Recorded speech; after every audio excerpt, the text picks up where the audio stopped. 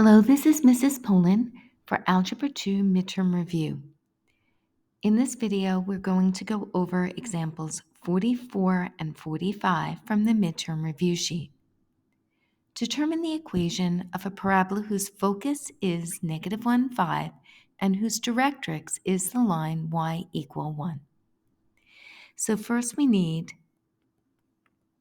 the formula to create a parabola from a focus and a directrix. So the formula is plus or minus 1 over 4p x minus h squared plus k. And that's something you need to memorize.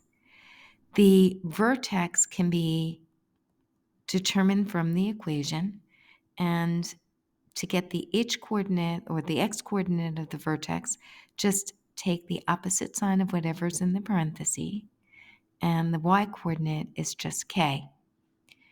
If the directrix is above the focal point, the parabola is going to be faced downwards. It's going to eat the food, right? That's the focus. And you're going to use the negative version of the formula.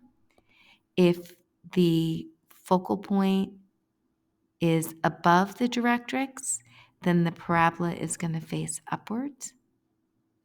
And you're going to use the positive version of the formula. And one other thing before we actually begin to do this particular example, P represents the distance from the vertex to the focus, or from, the other way you can look at it is the vertex to the directrix. Okay, so let's begin. So we're going to first graph the focal point, and I'll graph it in green, and that's -1, 5. And it's really a good idea to label it out. And now we're going to graph the line y equal +1. And y equals always a horizontal line. And let's make sure to label it. And we can now determine what P is, because P is going to be half the distance between the directrix and the focal point. It's going to be, the vertex is going to be directly in between. So let me graph that in blue. So the distance between the focal point and the directrix is 4 units. So P is 1/2 of 4, or 2. And again, you see we have 2 units from the vertex. We'll label that V, to the directrix, and from the vertex to the focal point. We now need to state the coordinates of the vertex, and that would be -1. And just be careful that you're counting from the x-axis and not the directrix. It may be helpful if you make a careless mistake on that to kind of highlight the x and y-axis. And again, you're going to count from the x-axis, so it's 1, 2, 3. So that's the vertex, and you're going to fill in h and k in this. The parabola is facing upwards. It's going to always face the direction of the focal point. It eats the food. And so we're going to use the positive version of this formula in this case. So the final answer is going to be 1 over, or this is almost the final answer. We're going to first substitute in. So into P, I'm placing 2. X minus a -1 becomes x plus 1. Don't forget to square it, plus 3. So now here's our final equation, 1 over 8, x plus 1 squared plus 3. And that's the final equation.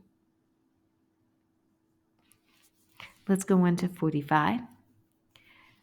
The directrix of a parabola, and they give you the equation of a parabola, has the equation y = 6. So that's the directrix. And from the actual equation of the parabola, and the equation of the directrix, they want you to figure out the coordinates of the parabola. And there are multiple ways of doing it, but I want to use a similar technique as we did in 44. So first of all, let's restate the equation of the parabola.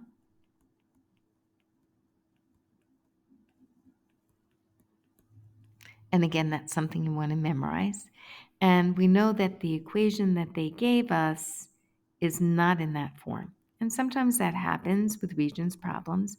There are other forms, variations of that equation, but it's essentially the same thing. So our first step is to get this equation into our general form. And so we want to isolate that y. And the first thing is we notice that 12 is in the way. And so I'm going to divide both sides of the equation by 12. Remember, there's like an invisible 1 in front of that x minus 4 squared on the right side of this equation. So I'm going to stick a 1 there to make it easier for you to see. And that would be a good plan for you. So y plus 3 is equal to 1 over 12 x minus 4 squared. And then the last step to isolating this is to subtract 3 from both sides. So y is equal to 1 over 12 x minus 4 squared minus 3. Okay, so this equation, I'm going to store it, is now in our general form. How is that helpful? Well, it enables me to, from the equation, identify the vertex. We're kind of working backwards compared to the example in 44. So our vertex we can obtain, remember the x-coordinate of the vertex is the opposite side from what's in the parenthesis, and the y-coordinate is just the negative 3. So that's hk. We can also determine p from the equation, and how we do that is we know that the denominator of that term, that leading coefficient in front of that x minus h squared, is 4p, and we're just going to set that denominator of our transformed equation to 12. So we can determine that p is 3. We also know from the equation that there's no negative in front of that leading coefficient, so that means it's positive and the parabola is facing upwards.